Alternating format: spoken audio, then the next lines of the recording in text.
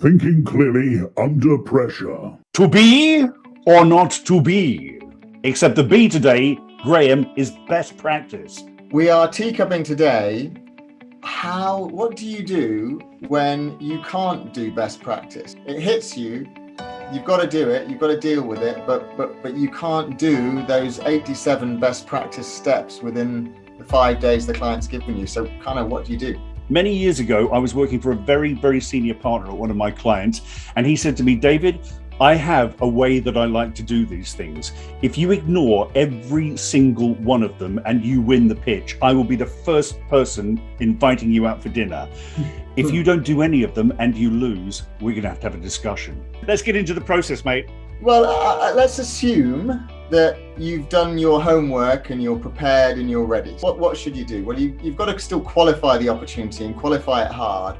But I think I would qualify it, set up my qualification meeting, but I'd plan as if we're going to do the bid. We're going to do the response afterwards. You know, worst case is I cancel loads of meetings afterwards, but I've got the team together. And in fact, what I've done, because I've got less time, I've got more people involved in the bid, because I'm going to give more people fewer numbers of tasks rather than fewer people with more tasks, because I've got less time, because I want to get as much going in parallel as possible. So I'd qualify it with my plan. I'd probably have a longer kickoff meeting to get all the stuff ready and prepared and planned, so everybody's on the same page and we're organized. We'd probably talk about a little bit more in the kickoff meeting than I'd normally do. So I normally have a separate strategy meeting, maybe a separate solutioning meeting. I'd try and get it all done in one hit. And then you can't have as many drafts as you'd like to have, so I'd probably try and do it in one draft and then maybe have a bigger review session.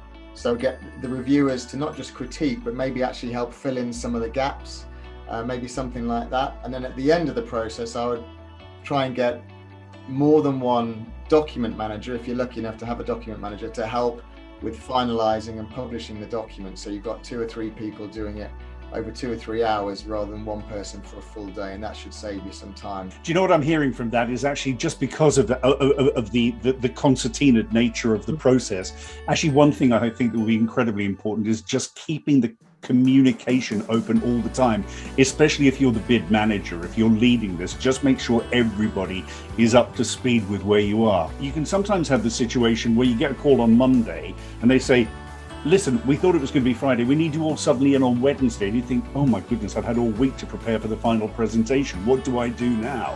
One top tip that I would do, and it's actually an exercise I do with most of my clients towards the end of the process.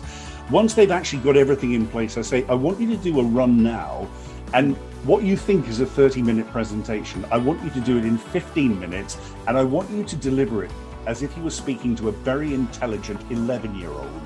What happens is the language gets simple, all the fat gets cut off, the examples come to life. Keep it simple. Go back to simple messages. This is my point. This is the reason. This is an example. This is my point again. Drive through the whole thing. Get the stories in there. Make your points get hammered home and talk simply. I think we've teacupped that. I'm ready for a cup of tea. I am too. Thank you ever so much. Thank you to all of you. Please let us know what you think below. Any more questions? We've got another one that we want to get out for you, but please keep asking. We're loving giving the teacups on these bid situations. Okay, thanks all. Cheers, David. Bye. Cheers, mate. See you all soon.